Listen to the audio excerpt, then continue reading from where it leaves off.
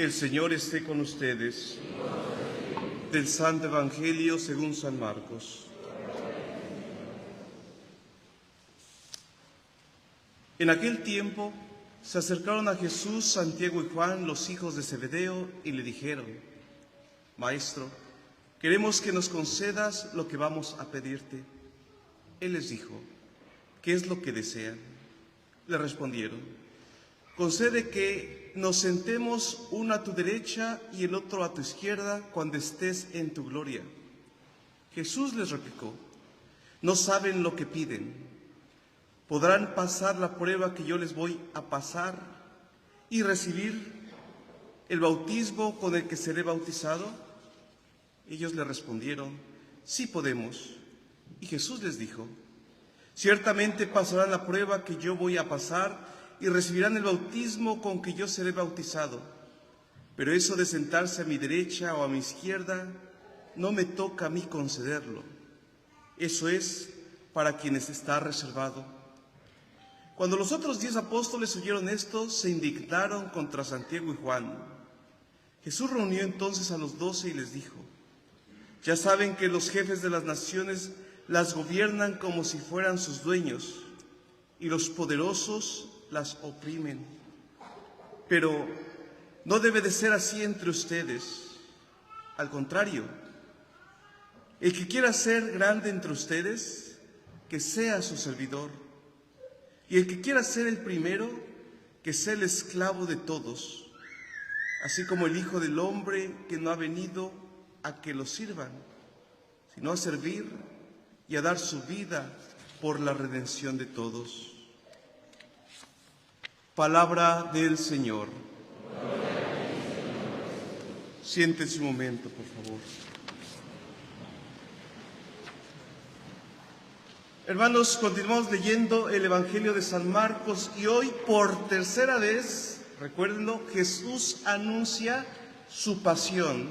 Y esto es sumamente importante porque, recuerden, en la mentalidad judía, el contexto histórico es: el pueblo de Israel está sometido bajo el imperio romano. Tienen que pagarles impuestos, les restringen ciertas actividades políticas, económicas, y les dan cierta libertad en el campo religioso para que adoren a Yahvé, a Dios. Los otros pueblos tenían que rendir culto a los dioses romanos y reconocer al emperador romano como un dios. En este contexto, los israelitas esperaban un Mesías que los liberara de la opresión del pueblo romano. O sea, un Mesías poderoso que nos una, que nos unifique, que establezca un reino que nos permita vivir bien y que se haga la realidad la promesa de Dios. Cuando Jesús surge como predicador, muchos ven en él esa esperanza. Este es el líder que viene a salvarnos de este imperialismo romano. Sin embargo, Jesús anuncia nuevamente su pasión. El Hijo del Hombre va a tener que ser entregado, tiene que padecer, tiene que sufrir, tiene que morir. Y esto obviamente les causaba cortocircuito en la cabeza. ¿Cómo es posible que que creíamos que nos iba a salvar, pues va a morir? Y esto chocaba con la mente. Pero no todos alcanzaban a entender. Algunos, incluso hoy vemos en los discípulos, esperaban una especie de huesito, puesto que anda en campaña y nosotros andamos en campaña con él, tal cual en tiempos, iba a decir el nombre de un partido de México, en los 70s, en los 80s, cuando llegaban y les daban su torta y su frutas y todos votaban y todos contentos, así estos también andaban como de aplaudidores. Queremos sentarnos a tu izquierda y otro a tu derecha. Jesús les dice: no entienden lo que piden.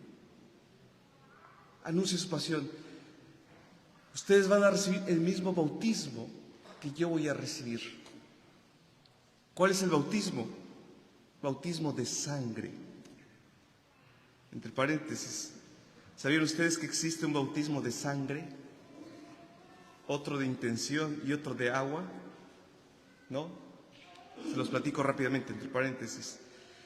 ¿Han escuchado ustedes, por ejemplo, qué pasa cuando un niño fallece sin recibir el bautismo? Anteriormente decían algunos: se va al limbo.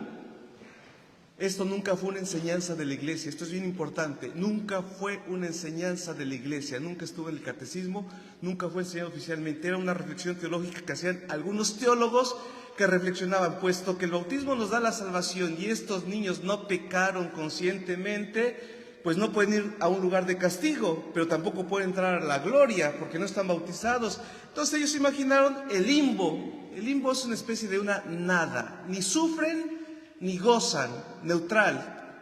Repito, esta fue una enseñanza de teólogos, nunca fue una enseñanza oficial de la iglesia.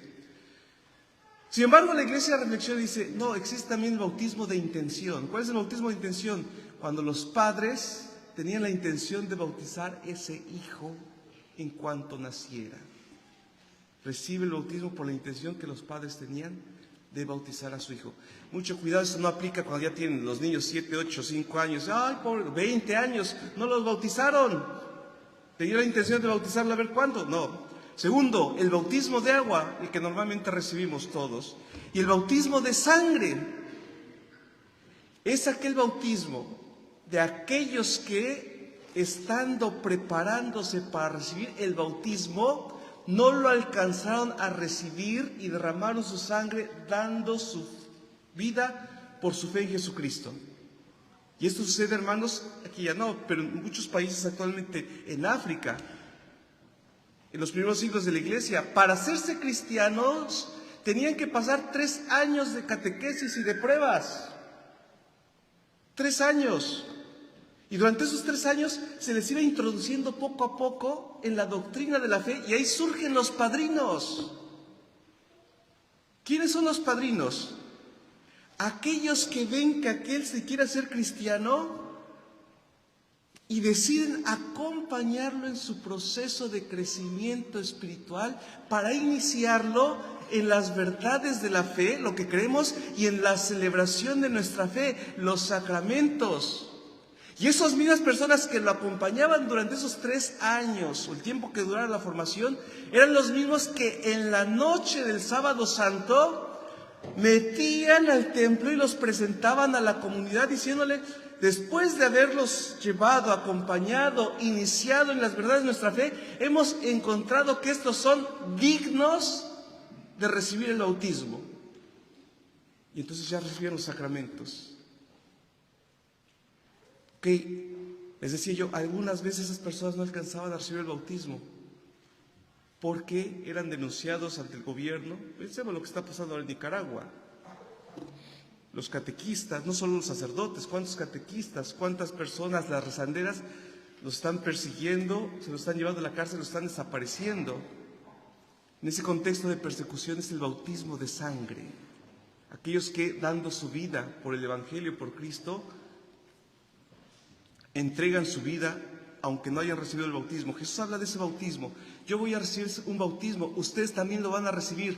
Anuncia también la persecución y el martirio de aquellos que, manteniéndose fieles, quieren seguir a Jesús.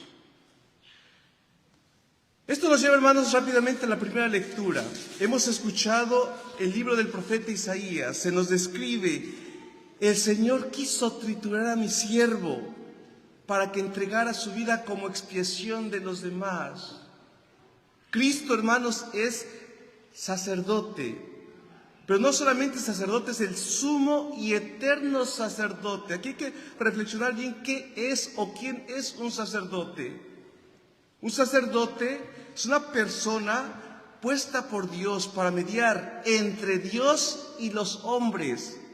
En este sentido, Jesús es el único, sumo y eterno sacerdote. Es el único, porque no hay otro sacerdote fuera de Él.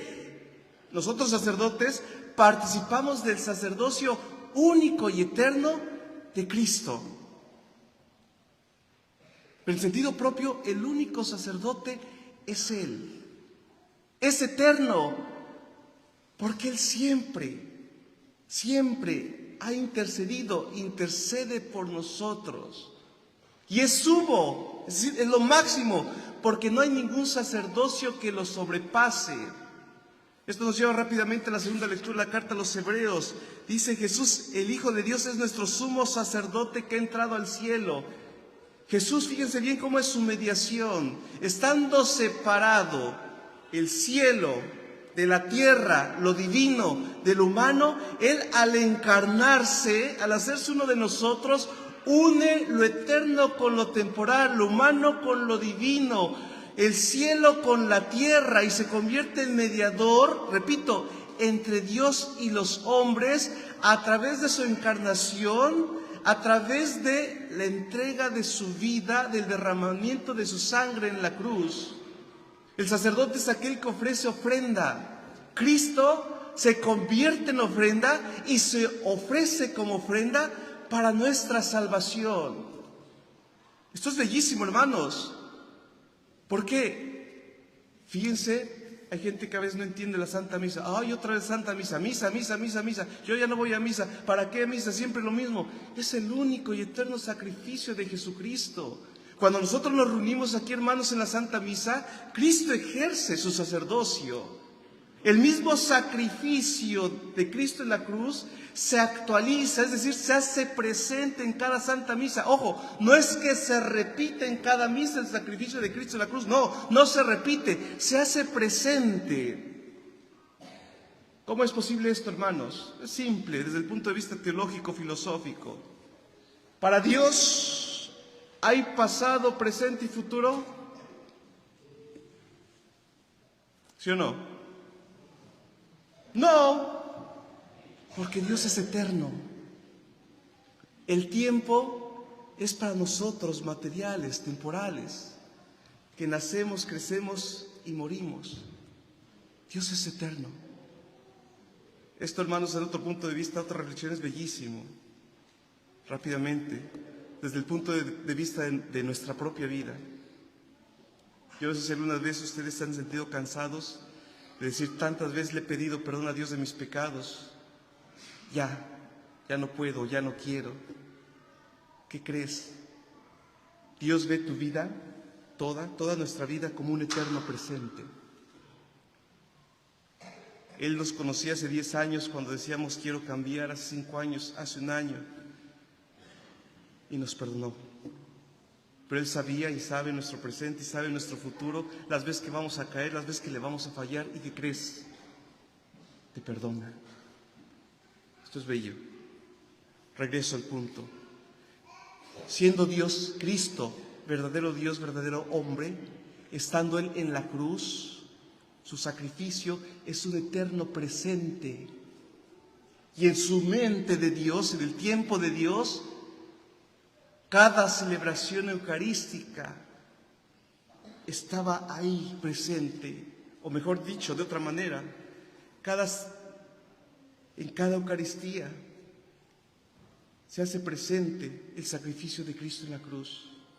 Repito, Cristo se hace ofrenda, Cristo se entrega. Pero esto, hermano, es todavía más bello cuando pensamos que el sacerdote no solamente es el que preside, se llama sacerdocio ministerial, el que es ministro, el que sirve. Ustedes, hermanos, también son sacerdotes por el bautismo. Repito, ustedes son sacerdotes por el bautismo. El rito es bello. Inmediatamente cuando los bautizan, hagan memoria, el momento que se hace la crismación, la unción con el óleo sagrado perfumado en la cabeza del recién bautizado, y se le consagra, se le constituye como profeta, sacerdote y rey. Cada Santa Misa, hermanos, nosotros con Cristo todos nos unimos a ofrecer el sacrificio. Así como Jesucristo ofrece su vida en la cruz, nosotros estamos llamados a ofrecer nuestra propia vida. Nuestras penas, nuestras alegrías. El momento del ofertorio, cuando se acerca el pan y el vino al altar, no es el momento a veces del recreo. Por ejemplo, hay niños, muchachos que aprovechan, es el momento de irse al baño. No, es el momento de la oración, no es el momento de ver cómo prepara el Padre el altar. No, es el momento de recogimiento, de ofrecimiento. Y fíjense cómo bien después de ese momento el sacerdote nos dice, oren, hermanos. Nos invita. ¿Para qué? Para que este sacrificio, que es mío y de ustedes, sea agradable a Dios Padre Todopoderoso. Y entonces el pueblo encomienda su ofrenda al sacerdote ministerial para que Dios acepte esa ofrenda, pan y vino, que no simbolizan otra cosa, sino las cosas buenas que tenemos e incluso las cosas que experimentamos día a día en el sufrimiento, en la muerte, en la enfermedad, en los problemas. Fíjense qué bello es este momento de la Santa Misa, pero eso lo hacemos todos porque tú eres sacerdote. Y entonces en cada misa tienes que participar consciente. Cuando tú, por ejemplo, en la Santa Misa cantas, estás realizando tu ministerio, es decir, tu servicio a Dios. Los lectores, los monaguillos, el coro, los que sirven en la entrada, cuando están haciendo ustedes su ministerio en la Santa Misa, están ejerciendo su sacerdocio, es decir, el ministerio de Cristo que sirve y se entrega a Dios a través de la comunidad. Por eso, hermanos, es bien importante que todos tengamos una participación viva, devota, afectiva en la Santa Misa. Es triste cuando se ven personas sin devoción, sin amor, ausentes, lejanas, frías. Hermanos, en cada Santa Misa tú ejerces tu sacerdocio. Pero el sacerdote, fíjense bien, no solamente ofrece, el sacerdote bendice. Yo siempre les insisto a los papás y les insisto hoy a ustedes, tú por tu sacerdocio puedes bendecir de manera única a tus hijos. Y la bendición que tú les des a tus hijos, ¿qué crees? Nadie se las puede dar excepto tú. ¿Cuántos de ustedes bendicen a sus hijos? Pero nada más, ¡ay, que Dios te bendiga, que te vaya bien, que te lleve la Virgen! ¿Cuántos de ustedes verdaderamente, y le hemos inculcado eso a nuestros hijos, ya te vas a la escuela, ya te vas al trabajo, ya te vas a dormir? Es bello cuando los niños son pequeños, se acercan con el papá, mamá, papá, dame tu bendición. Bendices a tu esposa, bendices a tu esposo. Ya me voy a trabajar, que te lleve la huesuda. No. Ven, viejo, a lo mejor se pelearon. Fíjense cómo hasta esos momentos son de reconciliación. Cristo hace su ministerio. Ya te doy la bendición, ya no estés triste. Un coscorrón, una nalgada, ya lárgate. Perdóname, sí, no hay problema, ya. Está haciendo un ministerio de bendición, tu sacerdocio. Papás, bendices la mesa cuando consumen los alimentos. ¿O son unos paganitos que llegan, comen y se levantan y ni gracias dicen? Bueno, en el mejor de los casos, estoy hablando de cuando la familia se reúne a la mesa. Ahora, con estas familias modernonas y madres huevonas, cada quien come lo que quiere, frío, recalentado, congelado, en sus cuartos. Examen de conciencia, papás. Nosotros no somos eso. Nosotros somos de unirnos en torno a la mesa. Yo sé que aquí en este país hay muchas actividades, pero yo sé que también hay prioridades. Por lo menos una vez al día reunirnos a comer. Bendicen los alimentos. Hoy la palabra de Dios, hermanos, nos invita en ese sentido. Jesús es el que sirve. Jesús está como el que sirve. Todos estamos llamados a servir. Es una reflexión también para nosotros sacerdotes, los que servimos en los grupos, y ustedes también que no quieren servir en ningún ministerio. Estamos llamados a servir. El que quiera ser el más grande entre todos, tiene que ser el servidor de todos. Esa es nuestra vocación cristiana, hermanos, el servicio. El servicio. Decía el padre Luis Butera, el que no vive para servir, no sirve para vivir. ¿Cuál es tu ministerio? ¿Por qué? Y esto es muy propio de la cultura anglosajona, ¿por qué les insisten mucho a sus hijos dar 20, 15 horas de servicio, 30 horas de servicio? para enseñarlos a servir. Fíjense bien, porque un miembro saludable de cualquier comunidad es el que sale de sí mismo, de sus propias necesidades y busca el bien común.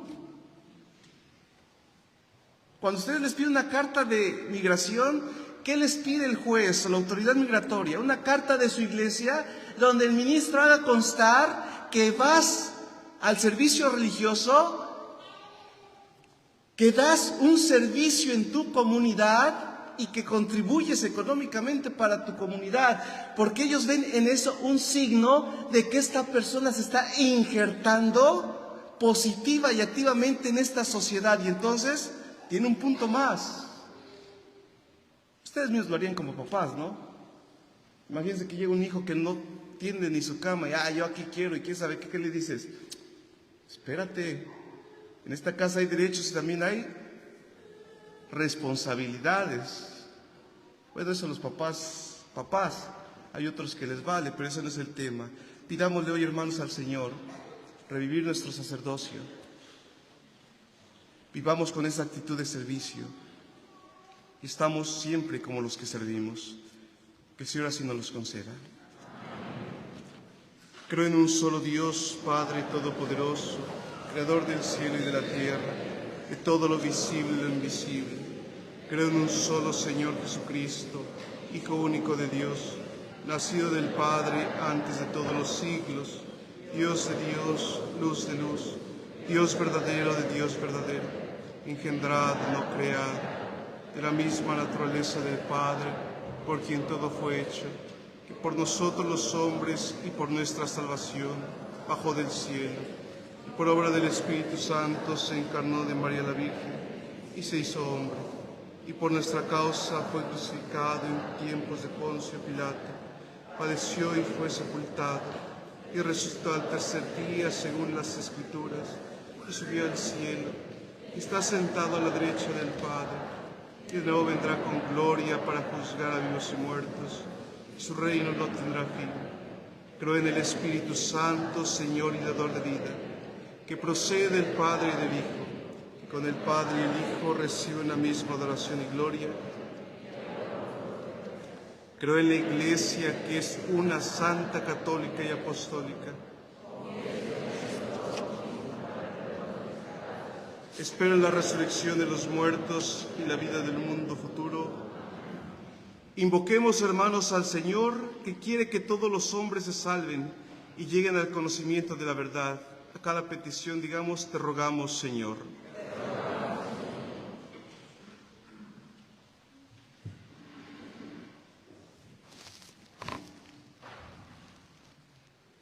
Por todos los fieles, que el Señor avive sus corazones y los impulse a trabajar en la salvación de los hombres y en el anuncio del Evangelio a todos los pueblos, oremos al Señor.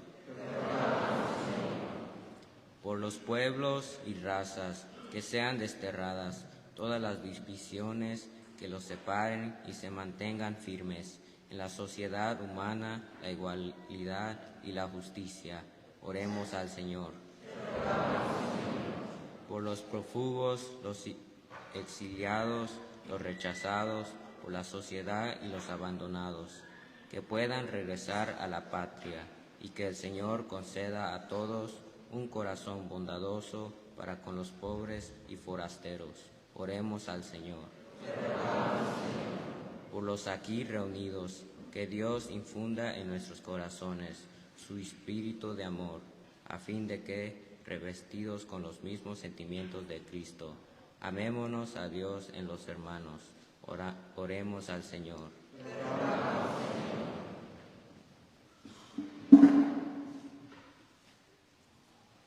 Pidamos al Señor en acción de gracias por Alexander Cortés y María Cortés en su aniversario matrimonial, para que el Señor los bendiga y bendiga también todos los matrimonios. Roguemos al Señor. Roguemos al Señor por Hugo, hoy cumple 30 años, 22 años de vida, que el Señor lo bendiga en su servicio por la Iglesia. Roguemos al Señor. Pidamos por cada uno de ustedes, por sus necesidades, que el Señor les conceda salud, trabajo, una vida espiritual saludable, unión en su familia. Pidamos el silencio cada uno. Roguemos al Señor.